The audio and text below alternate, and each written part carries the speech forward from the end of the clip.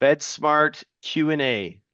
You've got questions, we've got answers. We have Great all the questions. answers in the world.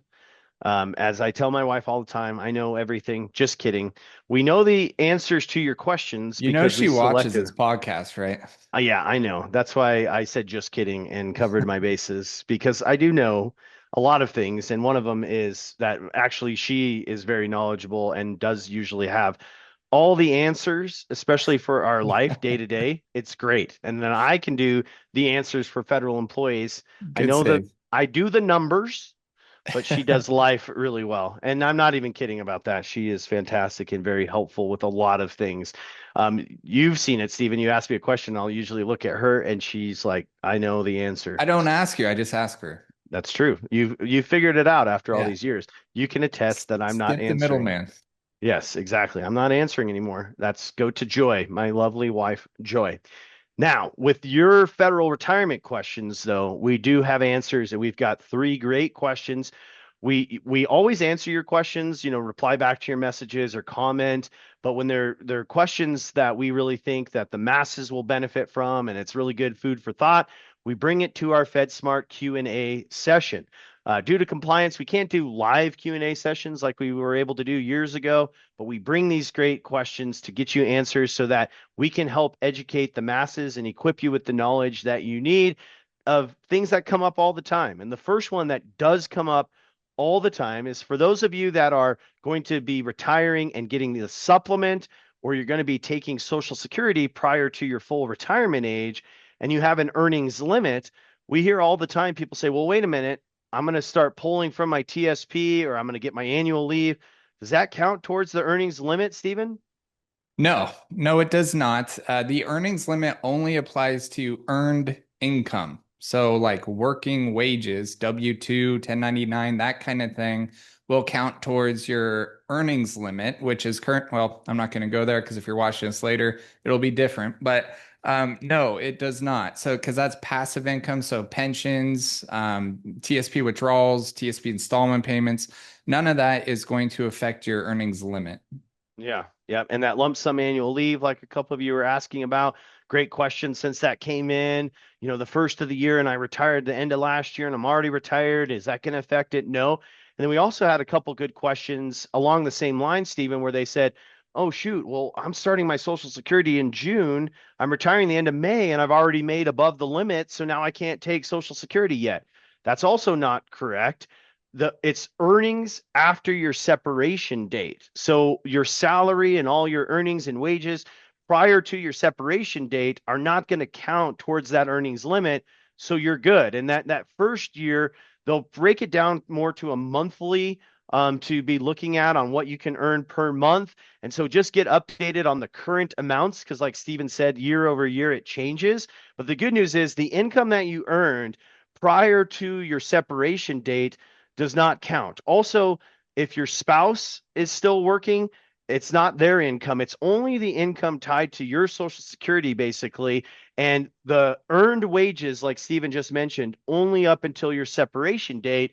So if you're going June, October, whatever, the income that year, that calendar year earned does not count towards that earnings limit. It's after separation. Now, another great question that we get, we really want to make sure everybody knows this because when we talk to a lot of people retiring, there's a lot of people that say, well, I couldn't contribute to the Roth TSP because I thought I earned too much. Well, individual Roth accounts, Stephen, they have earnings limits. If you make a certain salary, you're not allowed to contribute to individual Roth accounts. So that incorrect information comes over to the Roth TSP sometimes. And we've heard from people that say, oh, I didn't contribute to the Roth TSP because I thought I earned too much. Any active employee can contribute to the Roth TSP. It doesn't matter if your household income is above the threshold, you personally as an individual, it's above the threshold. Whatever your income is, you can contribute to the Roth TSP. And what's exciting about that is the TSP contributions are much higher. The TSP contributions can be some Roth, some traditional, all Roth. And so, for example, if you're under the age of 50, you can contribute up to 24,500 as of the recording of this call. But again, those contribution limits change over time. But the key there is you can contribute a lot more to the Roth TSP than you can individual Roth accounts. So be encouraged that you can contribute a lot more. If you want to contribute a lot to Roth, you can. As of right now, the match still goes into the traditional, but they're talking about maybe allowing the match in the future to go into the Roth. But your personal contributions for the TSP, you could be putting it all into the Roth if you want, still get the match and it goes into the traditional, but much, much higher contributions in Roth TSP compared to individual Roth accounts as well. And then the last question that we've been getting a lot, because let's be honest, a lot of people last year in the year 2025 took advantage of some early out offers and they're going, and a lot of people are also just separated and have left, some postponed, some deferred. We've had a couple people asking when they postponed their health insurance, or excuse me, they postponed their pension, when can they restart their health insurance, Stephen? How does postponing work compared to deferring, and when can they restart those benefits if they can? So postponement means that you made it to your minimum retirement age. For most people, that's going to be right around 57, and you have at least 10 years of service. That will allow you to restart your pension. And when your pension restarts, that will also kick in your health benefits. And as far as when you would restart, it depends upon your years of service. If you postpone and say you made it to 57 and you have 12 years of service, well, the next threshold that you would qualify to retire would be age 62, because of course you have to be 62 at least 5 years. On this, in the same lines, if you're 58 and you have 22 years of service, you could start your pension at age 60, because that's the next threshold. If you make it to age 60 with at least 20 years, you can start your pension. So during the postponement period, you do not have your health insurance, but as soon as your pension restarts, that's when your health benefits kick on, which is much different than deferred retirement. Deferred retirement means you retired either at MRA, but with less than 10 years, or before MRA. And in that case, you can never start your health benefits again, although you would still get a pension depending upon your years of service. Like I mentioned, maybe you went out at 53 with 20 years. You could start it at 60. Maybe you went out at 51 with 7 years. You could start at 62. Right, right. And then, like Steven said, if you didn't have 7 years and you didn't qualify for the postponement and you're under the deferred program, so I like to remember it this way. If you're able to postpone, P for preferred, that's the preferred method to go out. And I would prefer to keep my health insurance. That's P for postponement. But if you didn't meet the qualifications, like Steven said, and you deferred, like he just gave the example, you're 53 with 7 years.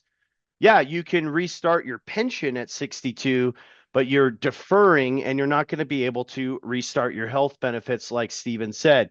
And that's a big, big decision factor. Like when you're deciding if you want to go or not, if you're separating at 57, you may not get your health insurance for a while and you're going to have to find health insurance somewhere else, and that can be expensive. So just know, what options you have available to you when you're postponing. Are you going to be able to get other health insurance? Do you have TRICARE and things like that? It's a big decision. But if you were eligible to postpone, like Steven said, you can restart your health insurance. If you've had it for 5 or more years before you did the postponing, you're good to restart those health benefits. You did not lose them under the postponement qualification, like Steven said. So great, great questions this week. I mean, it was cool because we got quite a few, and those 3 questions that we just answered, we got those multiple times in multiple different ways. So keep those questions coming. Next podcast will be about a specific topic that we have some great information to update you on. Make sure that you tune in for these updates. And then we also have a Q&A coming shortly after that. So if you have questions, we will try to get you answers. Submit your questions. You can submit them on fedsmartpodcast.com. FedSmart, all of our social media handles. We've got so many different handles. We've got fedsmartpodcast.com and fedsmartretirement.com. And then again, as always, with all of this information out there, if you need some specific one-on-one time on fedsmartretirement.com, there is a schedule appointment tab. And if you meet the qualifications on there, you can schedule an appointment with us. If you're a year or less from retirement and you are retired, book an appointment with us and we'll be able to have a one-on-one counseling session and get all of your questions answered. Otherwise, keep submitting your questions. If you really are like, man, I've got a lot to learn, go to federalretirementcourse.com.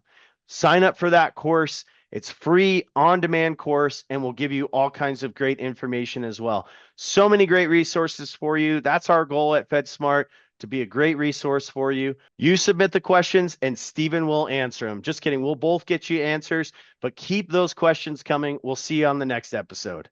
FedSmart Podcast is meant for informational purposes only and should not be taken as financial advice or tax advice. FedSmart Podcast is not affiliated with any government agency or OPM. Jesse Black and Steven Puckett offer advisory services through Integrity Wealth. Integrity Wealth and FedSmart are not affiliated. If you'd like an appointment, please go to fedsmartretirement.com and schedule a free one-on-one appointment. Thank you.